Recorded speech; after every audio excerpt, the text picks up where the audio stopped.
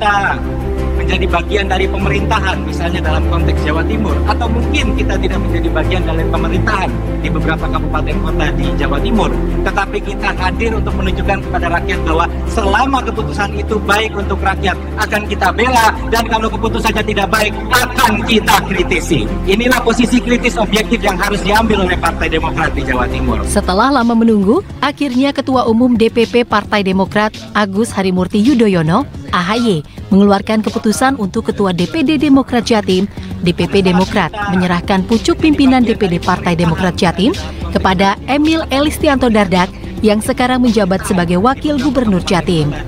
Menurut Emil Elistianto Dardak, dirinya dengan Bayu Erlangga dipanggil secara khusus ke Jakarta untuk menerima SK, dan dari keputusan tersebut mereka berdua sepakat akan tegak lurus mengikuti dan menghormati apa yang sudah diputuskan oleh Ketua Umum DPP Partai Demokrat AHY. Emil Elistianto Dardak, Ketua DPD Demokrat terpilih, mengatakan akan mengajak kepada semua kader Demokrat untuk bersama-sama membesarkan Partai Demokrat dan mendekatkan Partai Demokrat dengan rakyat. Namun arus bawah Partai Demokrat Jatim tidak semuanya sepaham dan ada yang kecewa dengan keputusan DPP Partai Demokrat. Hal ini dikarenakan dalam gelaran Musda ke-6 memilih Ketua Partai Demokrat Jatim pada tanggal 20 hingga 21 Januari 2022 lalu, nama Bayu Erlangga yang menjadi pemenang saat voting dilakukan. Ada 25 DPC yang memilih Bayu Erlangga dan 13 DPC memilih Emil Elistianto Dardak. Mereka yang kecewa menyayangkan jika ketua akhirnya ditentukan dari elit partai dan bukan menyuarakan kepentingan kepemimpinan yang demokratis. Bagaimana suara arus bawah setelah Emil Elistianto Dardak terpilih sebagai Ketua DPD Demokrat Jatim? Selengkapnya kami hadirkan dalam Dialog Gagasan Politik Jawa Timur. Selamat malam pemirsa, dan tentunya pada kesempatan malam hari ini kami juga ingin mengucapkan selamat berbuka puasa untuk seluruh pemirsa yang sedang menjalankan ibadah puasa. Dan malam hari ini Jatim Gaspol hadir menemani Anda. Sebagaimana video yang sudah kami tayangkan, kita akan membahas terkait dengan bagaimana kata arus bawah dengan terpilihnya Emil Dardak sebagai Ketua Demokrat Jawa Timur.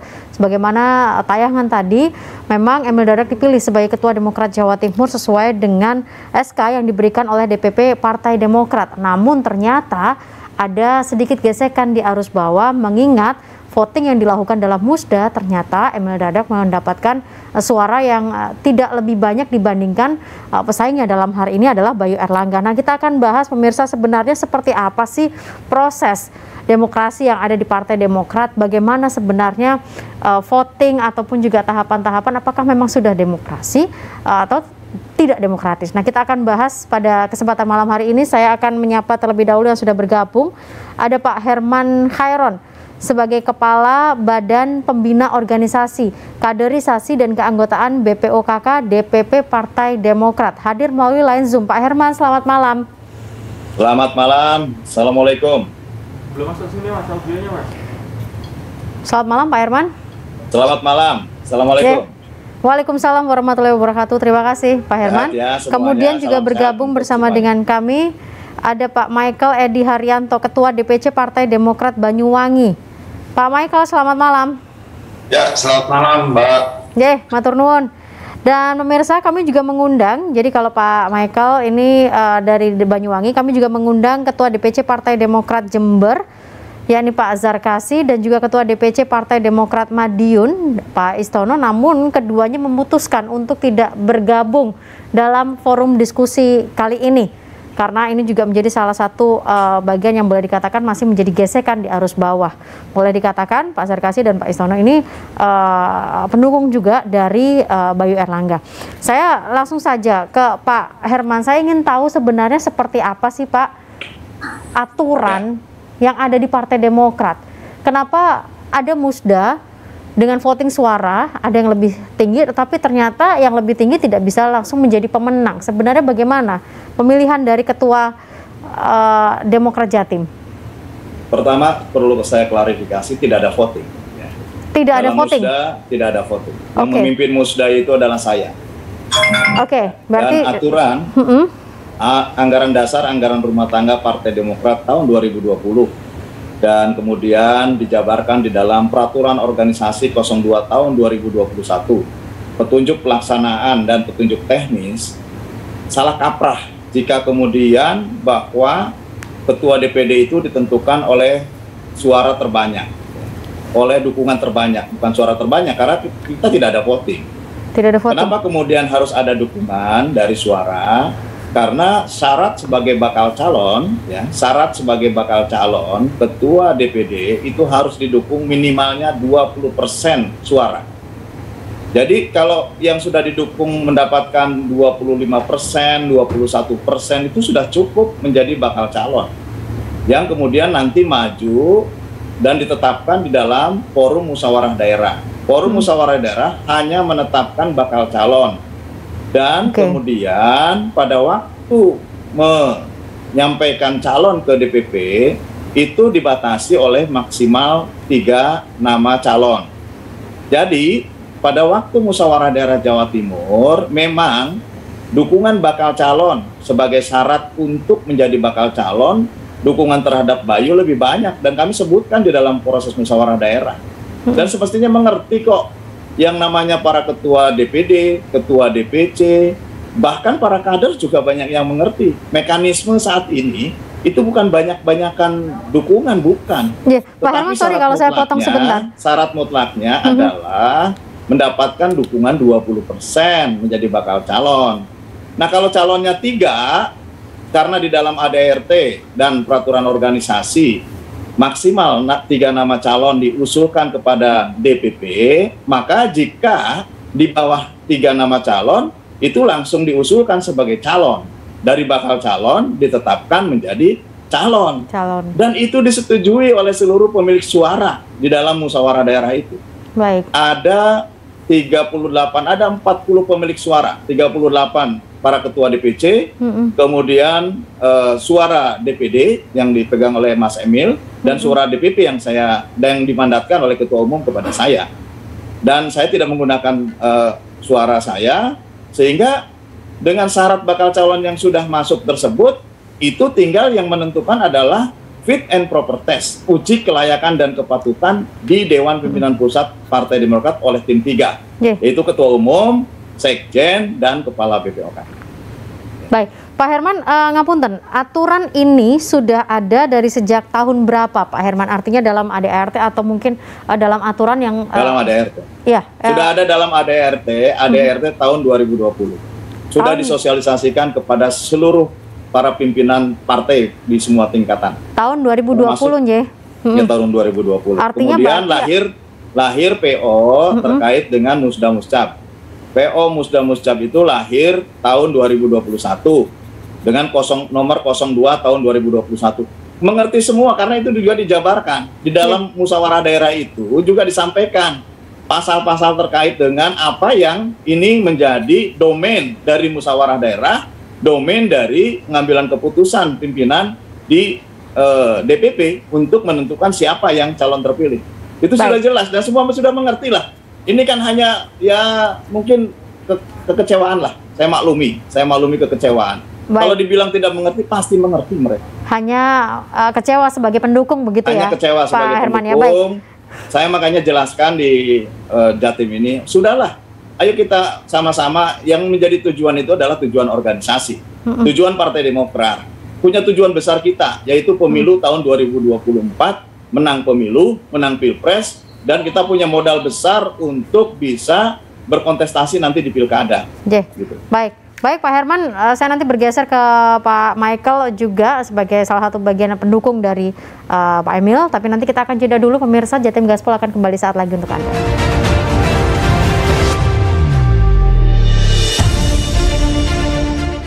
Kembali bersama dengan kami pemirsa dalam Jatim Gaspol, dan saya mencoba bergeser. Tadi Pak Herman sebagai Kepala Badan Pembina Organisasi Kaderisasi dan Keanggotaan BPOKK DPP Partai Demokrat sudah menjelaskan bahwa sebenarnya aturan terkait dengan pemilihan dari Ketua Demokrat Jawa Timur ini juga sudah tertuang dalam ADART yang dirumuskan bersama di tahun 2020 dan tentu saja sudah dimengerti oleh semuanya, terkait dengan bahwa musda ternyata hanyalah untuk pengusulan bakal calon, tetapi bagaimana finalnya akan dites lagi dalam fit and proper di pusat.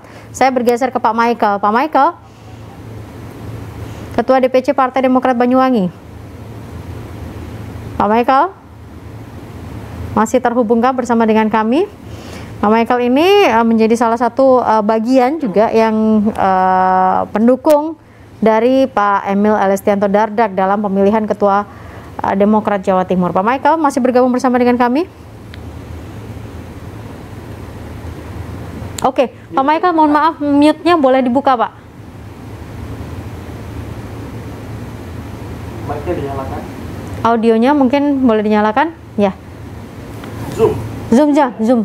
Zoom-nya Pak, Zoom-nya boleh dinyalakan. Audio dari Zoom-nya Pak. Audio Zoom Pak Michael sepertinya masih termute. Ya, Mas. Oke, baik. Sambil menunggu Pak Michael, saya kembali bergeser ke Pak Herman. Pak Herman, ketika dikatakan bahwa ini ADART 2020, apakah memang sebenarnya ada perubahan, istilahnya perubahan prosedur pemilihan Ketua Demokrat Jatim dengan ADART yang sebelumnya, sehingga mungkin kekecewaan itu masih terbaca karena mungkin masih berharap dengan prosedur yang lama, katakanlah, karena rata-rata biasanya pemilihan ketua dilakukan dengan voting.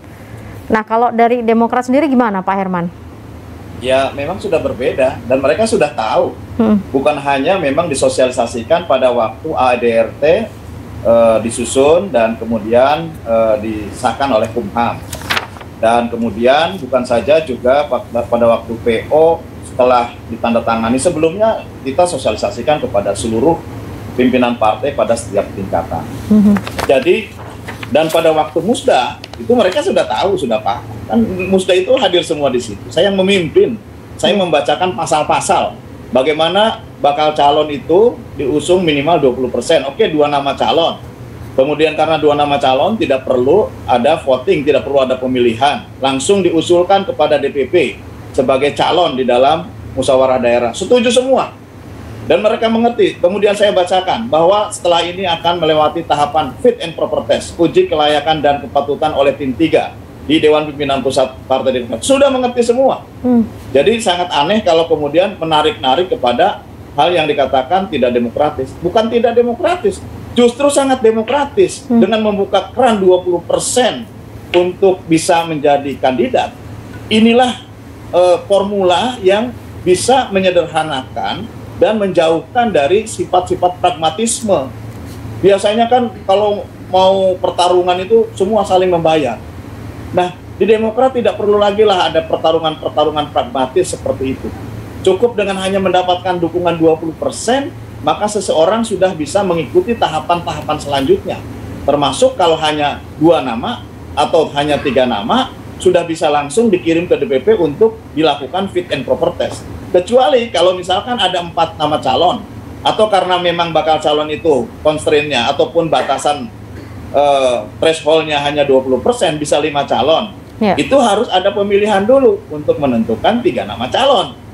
Nah, kalau 3 nama calon sudah memang ada atau hanya 2 calon seperti di Jawa Timur, itu langsung dikirim ke DPP. Fit and proper test itu bukan hanya kita menanyakan nama Anda siapa, kemudian sekolah Anda apa, bukan hanya di situ. Tetapi diuji strategi, diuji kapasitas seseorang. Apakah dia mampu, seorang pimpinan, seorang pemimpin, mampu dia untuk melakukan akselerasi dan melakukan pergerakan yang memungkinkan Partai Demokrat itu bisa menang. Satu itu. Yang kedua, juga kita melakukan penelusuran rekam jejak. Rekam jejak para kandidat ini kita telusuri.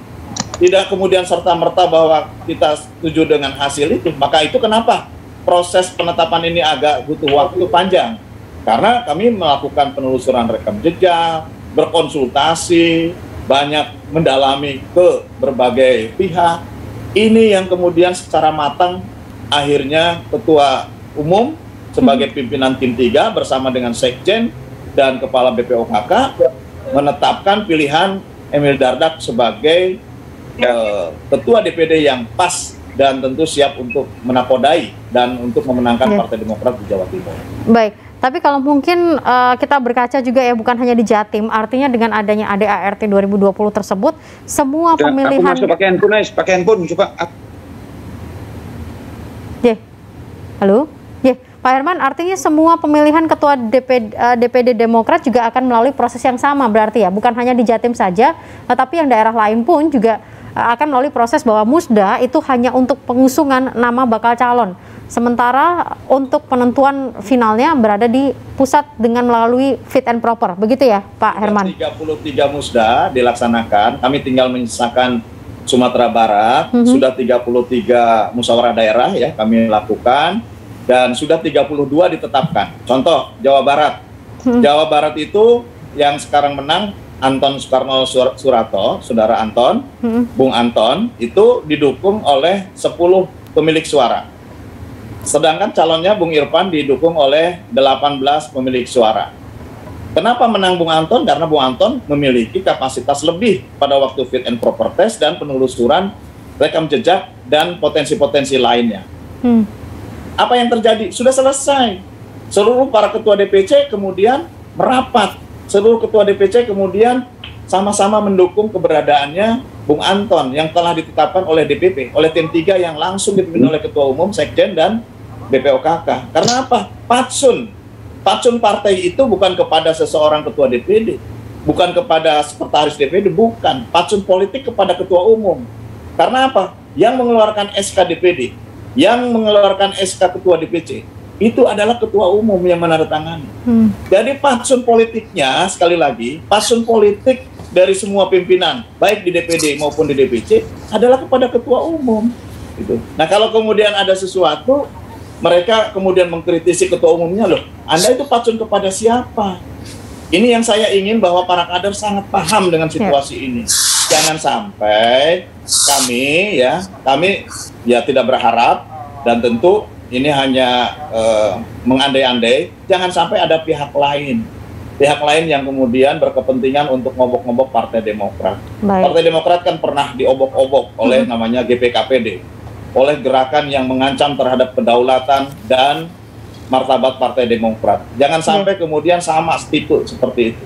Mari kita bersatu, mari kita merapatkan barisan. Ada tujuan besar organisasi. Tujuannya apa? Menang pemilu sekali lagi. Baik, jadi, Pak Herman. Proses demokrasi sudah kita lalui, semua tahapan sudah kita lalui, semuanya sudah dilakukan secara sah dan legitimate, semuanya juga dalam musda diketok palu oleh saya juga berdasarkan persetujuan dari seluruh pemilik suara. Mereka minta skor waktu juga kami skor waktu, mereka minta interupsi apapun kami berikan, dan semuanya kemudian pada akhirnya sah. Ya sekarang inilah realitas yang harus kita hadapi. Dan inilah realitas yang memang telah ditetapkan oleh DPP. Mari kita sama-sama mengerti pada persoalannya. Baik Pak Herman, kita akan rehat dulu sebentar. Saya nanti akan kembali bergabung dengan Pak Michael. Mudah-mudahan bisa terhubung kembali di line Zoom sesaat lagi.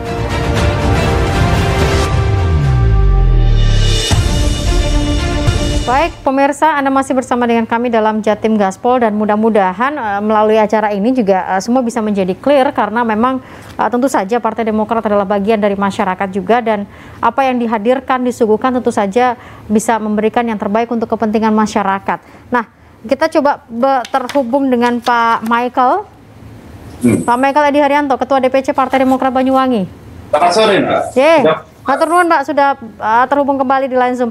Pak Michael, ini ketika musda tentu saja Pak Michael sebagai part of the pendukung dari Pak Emil begitu ya.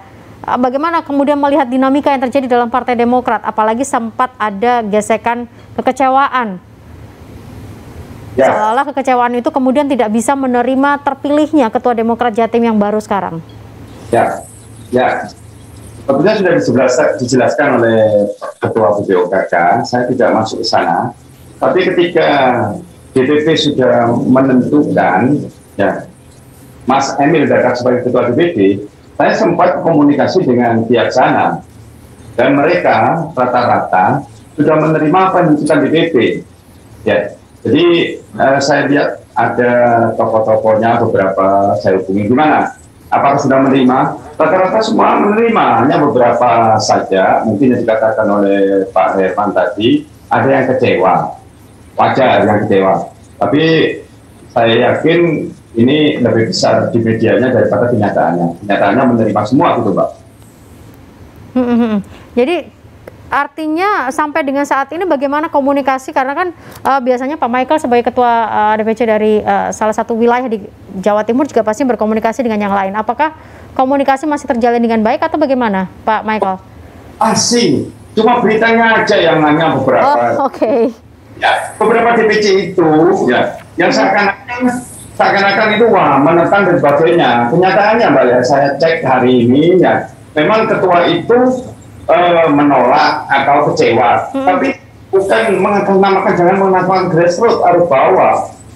Karena arus bawah, saya punya teman di DPC, ada teman, ada sekretaris, bendahara, ada pengurus, kan gitu. Mereka menyatakan loyalitasnya saja. Jadi yang menyatakan itu hanya ya ketuanya saja, mungkin pada saat itu kecewa. Mudah-mudahan tetap segera sadar gitu Pak ya, kembali menerima keputusan DPP. Karena apa? Seperti yang dikatakan Pak Herman, saya mengikuti Musda, ya oke, kalau sebelum diputuskan banyak wacana dan gejolak-gejolak dan sebagainya, saling memberikan dukungan ke masing-masing calon, ya. Tetapi setelah diputuskan oleh DPP, semua rata-rata bahkan dari biasanya menelpon saya, ya sudah Pak Michael, sudah saatnya kita sudah selesai. Musda sudah selesai, mari kita memikirkan partai ke depan. Nah, gitu. Saya nggak tahu. Itu siapa Pak yang berkata seperti itu? Musda sudah selesai, kita memikirkan yang ke depan. Itu dari pendukung Pak Bayu kah atau bagaimana? Mas Bayu, terutama kan pendukung Mas Bayu. Ketika itu mereka menyatakan cuma tunggu sebentar lah supaya masih ada teman-teman yang merasa yang masih kurang pas untuk menyatakan ucapan kepada dukungan kepada Mas Emil. Tapi rata-rata mereka yang saya hubungi semua oke menerima DPP, karena ADRT-nya kalau DPC yang mengerti dan tahu itu sudah seharusnya menerima apa yang diputuskan oleh DPP. Dan semua arus bawah, katakan arus bawah yang mana ya? Kayak seperti di Banyuwangi Mbak ya, beberapa situ Bondo ya. Justru saya mendapat ucapan dari simpatisan bukan dari pengurus partai. Tokoh-tokoh kayak Kiai di Banyuwangi itu menyatakan bahwa ketum kita itu AHY itu hebat, cocok dan pas, dan Partai Demokrat Jawa Timur akan besar kalau Mas Emil yang pegang. Itu hampir semua rata-rata seperti itu, bukan pengurus, gitu ya. Orang lain menilai seperti itu, kenapa kader tidak menilai, memberikan dukungan gitu. Dan saya yakin nggak banyak, hanya beberapa aja yang mungkin yang anggap mereka itu sudah tidak melanjutkan lagi ke ketua DPC, sehingga mungkin perjuangan terakhir atau gimana saya nggak tahu. Artinya berarti ini sudah clear sebenarnya ya, kalau toh memang ada kekecewaan itu wajar, tapi secara komunikasi dan menerima keputusan itu tetap dilakukan oleh para kader Demokrat. Tidak ada kekecewaan yang berlebihan sampai harus mundur dari kader Demokrat, begitu? Betul, saya membaca berita itu katanya agak mundur. Saya cek di sekretarisnya, di pengurusnya, mundur, katanya nggak ada kata-kata mundur itu. Berarti kan pernyataan personal itu kan Mbak ya. Sedangkan itu ada beberapa di media saya baca sekarang ini, seperti sekretaris Nganjuk. Nah, beberapa pengurus Nganjuk menyatakan siap menerima keputusan DPP kan gitu. Jadi pernyataan itu mungkin ya saya nggak tahu juga apakah benar, apakah ada yang nyeting pernyataan itu gitu. Yang pasti Jawa Timur itu kompak, saya yakin kompak. Semua itu lo cinta kepada Ketum AHY. Semua sebelum Musda itu semua kompak bahwa kita satu komando, yaitu Mas AHY. Siapa yang menang, siapa yang kalah, itu kita harus sama menerima. Itu belum diputuskan loh Pak. Setelah Musda pun beberapa ketua DPC sana, ayo saya mengatakan sudah saatnya sudah selesai, mari kita memikirkan ke depan. Dan mereka setuju gitu. Dan tahu-tahu setelah ada keputusan ini ada berita-berita itu, tapi itu nggak banyak, hanya beberapa aja yang menurut saya itu kelihatannya ada yang menyuruh gitu. Oke, baik. Pak, sebelum saya bergeser kembali ke Pak Herman, seberapa besar sih Pak pengaruh pemberitaan ini bahwa ada arus bawah yang tidak sepakat, kemudian bahkan menganggap bahwa apa gunanya Musda kalau ternyata ditentukan oleh pusat, seberapa besar pengaruhnya dengan kader-kader Demokrat? Ya ada, semua itu sudah tahu, bukan kader Demokrat saja tahu mengenai ADRT Partai Demokrat. Oke. Partai Demokrat Musda itu bukan memilih seperti yang dikatakan Pak Herman tadi. Masa saya ngulangi terus? Ketua DPP harusnya pandai lah. Ya. Sudah ada ADART-nya, sudah tahu. Kalau ingin memenangkan calonnya, itu harus membaca ADART. Bagaimana cara memenangkannya? Yang meyakinkan kepada DPP calon saya ini loh, bahwa bisa membesarkan Partai Demokrat Jawa Timur. Calon saya ini handal dan sebagainya. Itu sebelum diputuskan. Dan sekarang ini kan sudah diputuskan DPP. Ya, sudah memutuskan yang terbaik, ya semua baik, tapi yang terbaik yang bisa mengangkat Partai Demokrat Jawa Timur itu Mas Emil. Dan saya harapkan ketua DPC semua seperti yang dikatakan dulu mau menerima apa yang diputuskan DPP. Dan saya lihat itu hanya beberapa saja, Pak, nggak terlalu besar.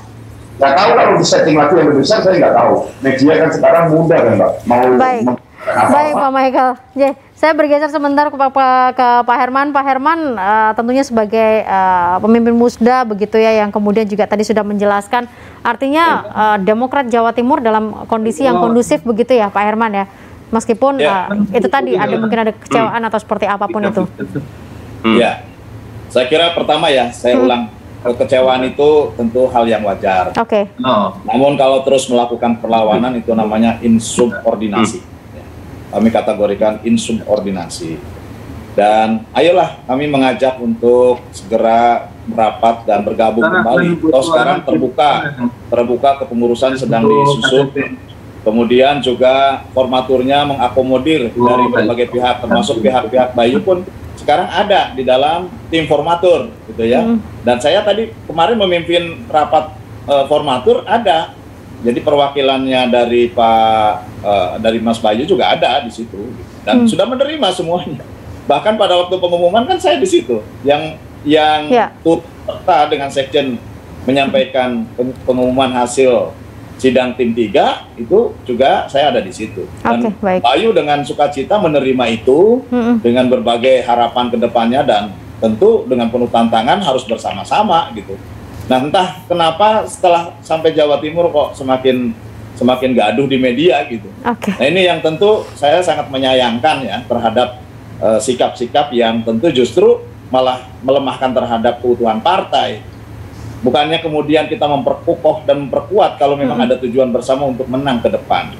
Nah, oleh karena itu pahami kembali lah kalau memang betul-betul belum memahami. Menurut saya agak tidak bisa saya tidak masuk dalam pikiran saya. Kalau memang belum mengerti karena berulang kali kan sudah disosialisasikan dan sudah dipahami ya Pak ya. Dan Mbak satu lagi ya, bahwa Musda itu hanya bukan untuk memilih ketua saja, bukan untuk memilih calon ketua saja, tapi banyak instrumen yang harus secara legitimate diputuskan di dalam Musda. Misalkan pernyataan demisioner ya. Laporan pertanggungjawaban. Kemudian di situ pun ada keputusan terhadap bagaimana merumuskan konsepsi untuk menjadi blueprint dari DPD Partai Demokrat Jawa Timur. Baru Pak Herman. berpikir terhadap bagaimana ketua yang tepat, yang pas untuk memimpin Jawa Timur ke depan. Jadi Pak Herman. Persepsi publik yang sekarang muncul di dalam media tidak demokratis itu salah. Baik, kita akan jeda dulu sebentar Pak Herman dan juga Pak Michael, nanti kami akan kembali saat lagi untuk Anda pemirsa.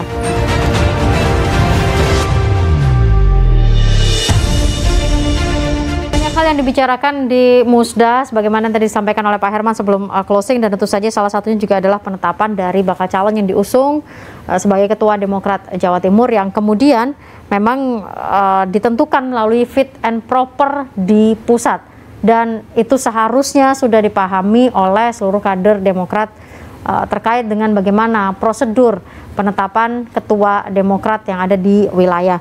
Nah, saya bergeser dari Pak Herman, saya kembali ke Pak Michael, namun sebelumnya kembali kami informasikan pemirsa, di samping Pak Herman dan juga Pak Michael, kami juga mengundang Pak Istono, Ketua DPC Partai Demokrat Madiun, Pak Zarkasi, Ketua DPC Partai Demokrat Jember, yang boleh dikatakan sebagai pendukung dari Bayu Erlangga, namun memutuskan untuk tidak bergabung dalam forum diskusi kali ini. Kami juga mengundang Pak Reno Zulkarnain, anggota Partai Demokrat Jatim, namun juga sepertinya belum bisa bergabung dalam forum diskusi kali ini. Pak Michael, Pak Michael, ngapunten, ini mungkin terlepas dari terkait dengan aturan atau mungkin ADART. Kalau kita melihat, karena kan ini tujuannya adalah seperti yang tadi dikatakan jelang pemilu serentak begitu, Demokrat harus fokus. Tapi kita mengetahui bahwa Pak Bayu adalah menantu dari Pak Dekarwo yang mantan Gubernur Jawa Timur sekaligus mantan Ketua DPD Demokrat Jatim. Apakah kalahnya Pak Bayu yang kemudian Ketua Demokrat Jatim ini dipegang oleh Pak Emil, ini akan berpengaruh terhadap solidaritas atau kekuatan Demokrat Jatim? Gimana Pak Michael? Oh, enggak Mbak, ya, jadi saya sudah 12 tahun ini memegang Ketua DPC. Saya kira dengan Mas Emil ini ketua yang baik ya Mbak ya. Jadi Mas Emil memerintahkan kepada kita yang pendukungnya supaya apa? Supaya merangkul semua, karena kita harus sama-sama satu. Yang lalu biar berlalu. Dengan kepiawaiannya Pak Ketua ini, Ketua DPD Mas Emil, saya yakin DPD Jawa Timur akan besar, ya, besar. Karena kenyataannya ketua-ketua DPC itu juga sudah menghubungi Pak Emil ingin bergabung, cuma kan masih ya ada itu nanti, tapi sudah menghubungi, dan juga saya juga menghubungi gitu loh Pak. Dan saya yakin juga dan Mas Emil juga merangkul Mas Bayu, dan ketika di DPP sudah menyatakan bersama bahwa Mas Emil dan Bayu akan bersatu. Jadi saya kira tidak ada persoalan. Yang persoalannya itu kan hanya media saja gitu Mbak. Karena begini Pak Michael, dikhawatirkan dengan adanya persepsi publik begitu ya, jangan sampai nanti kemudian kekuatan Demokrat di Jawa Timur yang mana suaranya juga sangat penting, ini ternyata memunculkan kubu-kubu kecil antara kubu Pak Emil dengan kubu Pak Bayu sendiri yang akhirnya justru akan memecah dari Demokrat itu sendiri. Gimana Pak Michael? Saya yakin tidak ada, Mbak. Tidak ada ya seperti itu ya. Nah itu ada, itu yang kecewa menurut Pak Herman tadi, itu hanya yang 1-2, itu pun saya cross check, saya kan pasti kan melihat kan, oh ini ada ketua DPC ini yang membuat pernyataan katanya mau mundur dan sebagainya. Cek di sana sekretarisnya dan pengurus bagaimana, apakah mau mundur dari partai? Tidak melakukan itu ya. Itu atau komando AHY, dan dia mengatakan begitu, terus bagaimana? Oh ternyata medianya lebih besar daripada kenyataannya. Dan saya yakin dengan Mas Emil ini, ya dengan kepemimpinan yang tidak otoriter dan sebagainya, saya yakin bisa. Kenyataannya kita semua ketua DPC selalu diwanti-wanti, tidak boleh sombong, tidak boleh macam-macam, tidak boleh mengeluarkan pernyataan-pernyataan yang tidak gitu. Dan itu, Pak, dan semua masyarakat itu ya, itu sudah tahu mengenai ADRT, dan wajar. Saya saja mendapat ucapan itu dari mana-mana. Itu justru menyatakan DPP Partai Demokrat itu hebat, memilih yang benar-benar mau membesarkan Partai Demokrat itu yang ucapan dari luar gitu Mbak. Jadi mengenai publik yang mengatakan itu nggak ada, justru memuji keputusan DPP Partai Demokrat. Baik, bisa dikatakan seperti itu, dan mudah-mudahan memang ini bisa menjadi satu suara kembali begitu ya, tidak ada kekecewaan lagi yang harus muncul. Pak Herman, tadi sempat dikatakan jangan sampailah terus melakukan perlawanan begitu. Apakah memang di samping mungkin suara-suara yang tadi sempat disampaikan oleh Pak Michael yang sudah di cross check oleh Pak Michael, apakah memang ada perlawanan lain, katakanlah mundur atau apapun itu, dan kalau seandainya memang tidak mentaati keputusan dari pusat, apakah ada sanksi Pak dari Partai Demokrat terhadap kadernya, Pak Herman? Kami belum sampai berpikir ke arah sana ya. Apakah memang sudah masuk kategori melakukan perlawanan atau tidak, tapi kami baru memaklumi lah bahwa kecewaan itu pasti ada. Dan oleh karena itu BPOKK menurunkan tim, mulai besok kami menurunkan tim untuk mendalami dan menyelidiki terhadap yang saat ini membuat berita-berita di media massa yang seolah-olah kemudian melakukan perlawanan terhadap DPP. Kami ingin tahu latar belakangnya apa. Karena patsun politiknya sekali lagi, ketua DPD, ketua DPC itu kepada ketua umum. Karena yang menandatangani surat keputusan sebagai ketua DPC itu adalah ketua umum. Begitu DPP memutuskan, semestinya semuanya patsun.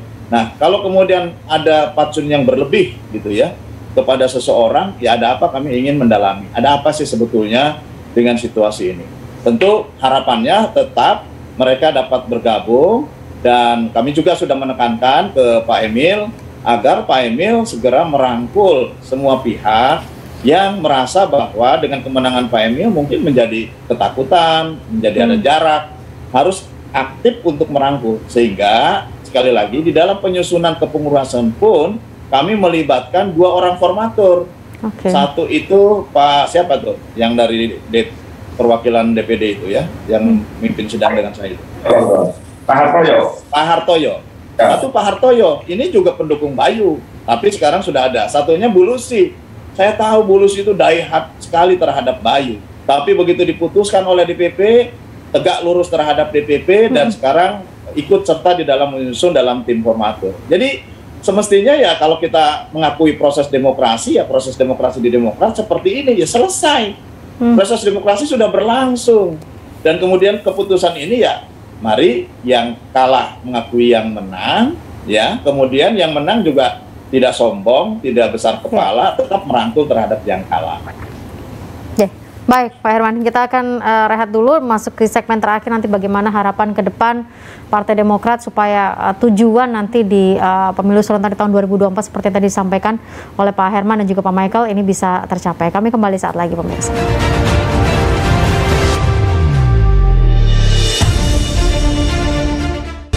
Masuk di segmen terakhir, pemirsa, dan sekali lagi mudah-mudahan melalui forum ini bisa memberikan kejernihan terkait dengan bagaimana sebenarnya prosedur demokrasi yang terjadi di Partai Demokrat terkait dengan pemilihan Ketua Demokrat Jawa Timur, karena tentu saja sebagai sebuah partai politik memiliki sebuah tujuan besar dan mudah-mudahan kader tidak melupakan tentang hal itu. Pak Michael, saya masuk di segmen terakhir. Kalau dari Pak Michael sendiri harapan ke depan seperti apa dan bagaimana kemudian Pak Michael juga sebagai bagian dari Demokrat di Jawa Timur untuk bisa merangkul seluruh pihak untuk bisa satu tujuan menuju ke 2024. Pak Michael. Ya, terima kasih Mbak. Ya, mari teman-teman Ketua DPC, ya, kita sudah lama ya, mengabdi untuk Partai Demokrat ini.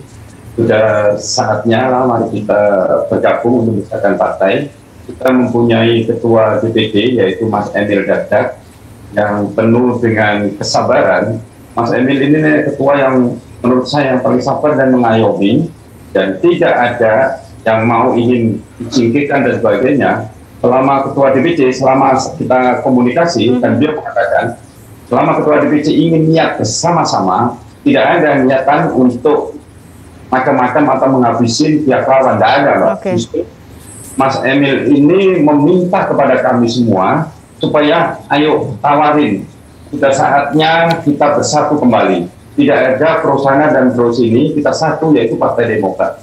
Saya harapkan Ketua Partai Demokrat, khususnya Ketua DPC Partai Demokrat seluruh Jawa Timur, mari bersama-sama satu tujuan, yaitu memenangkan Partai Demokrat di Jawa Timur. Itu saja, Pak. Baik.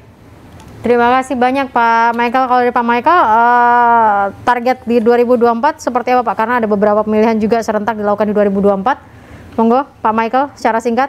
Target mana? DPC apa di Jawa Timur, Pak? DPC dan Jawa Timur. Kalau DPC bagaimana di Jawa Timur sebagai bagian dari Demokrat secara keseluruhan, bagaimana Pak Michael? Kalau saya, apa yang saya lihat ini ke depan, Jawa Timur yakin bisa memenangkan, Pak. Begitu kalau ya, baik. Kita udah ingin benar-benar memenangkan di Banyuwangi. Menangkan Banyuwangi otomatis juga membawa Jawa Timur lebih banyak lagi, lebih besar lagi. Oke. Saya optimis sekali ya. Setelah 12 tahun menjadi ketua DPC, ya, yang sekarang ini sangat optimis, ya. Seperti ada visi misi yang jelas kepemimpinan Pak Emil ini, Mas Emil ini. Baik. Jadi dengan walaupun saya hanya beberapa bulan, ya 1 tahun ya, bergabung dengan Mas Emil, saya tahu, ya, saya ngerti bahwa Jawa Timur akan maju kelak ke depannya. Saya yakin itu, Pak, dengan kepiawaian Mas Emil ini. Baik, Pak Michael, terima kasih. Saya bergeser ke Pak Herman. Pak Herman tentunya selain menerjunkan tim secara internal untuk pengecekan dan juga untuk konsolidasi internal yang ada di Demokrat Jawa Timur, apalagi yang kemudian bisa dilakukan oleh DPP Partai Demokrat untuk memastikan bahwa Demokrat Jatim dalam suasana yang kondusif, tidak ada konflik internal dan memang benar-benar satu tujuan, memberikan yang terbaik untuk masyarakat dan memang menuju ke 2024. Pak Herman.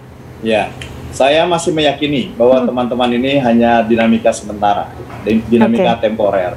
Wajar teman-teman ini juga adalah kader-kader sejati yang memiliki darah biru, yang memiliki jiwa demokrat yang sangat tinggi. Oleh karenanya saya masih meyakini ini hanya dinamika sesaat saja. Setelah itu akan kembali solid, dan ingat kami di tahun 2019 kehilangan 5 kursi DPR RI di Jawa Timur, dan harapan besar sekarang ada di pundak para pimpinan daerah, ada di Ketua DPD, di Ketua DPC, dan seluruh kader, yang tentu ini menjadi tanggung jawab kita bersama. Oleh karenanya, janganlah kita mundur, justru mari kita maju. Survei-survei juga sudah memperlihatkan bahwa ada peningkatan yang signifikan terhadap respon masyarakat terhadap Partai Demokrat. Tentu mari kita tanamkan kepercayaan ini kepada masyarakat. Kontestasi pilkada, kontestasi musyawarah daerah itu hanya untuk bagaimana menunjuk atau memilih seorang pemimpin. Selebihnya sebetulnya ada nilai-nilai perjuangan dan ekspektasi kita semua di dalamnya adalah ada ekspektasi kita semua. Oleh karenanya mari kita bersatu dan kemudian solidkan, rapatkan barisan, dan berjuanglah untuk rakyat. Karena rakyat saya kira akan merespon positif terhadap setiap langkah seluruh kader Partai Demokrat yang betul-betul bekerja untuk rakyat. Oleh karenanya, dua sisi yang tidak dapat dipisahkan, bagaimana kita bekerja untuk rakyat dengan baik, tetapi pada sisi lain juga kita bisa meraih kemenangan pada pemilu legislatif dan pemilu presiden. Setelah itu baru kita pikirkan bagaimana untuk juga menang pilkada di tahun 2024. Baik. Terima kasih banyak Pak Herman, sekaligus juga tadi menyampaikan bagaimana target di 2024. Terima kasih juga Pak Michael sudah bergabung bersama dengan kami. Mudah-mudahan ini adalah sebuah dinamika yang memang biasa untuk dihadapi sebagai layaknya sebuah partai politik dengan kader-kadernya yang beragam. Tetapi tentu saja gelombang-gelombang itu hanyalah numpang lewat saja. Karena tentunya setelah ini Demokrat akan kembali solid kembali dan fokus kepada apa yang telah dicita-citakan bersama sebagai sebuah partai politik yang bergerak untuk masyarakat. Terima kasih untuk kebersamaannya, sehat selalu. Saya Agnes pamit, selamat malam, sampai jumpa.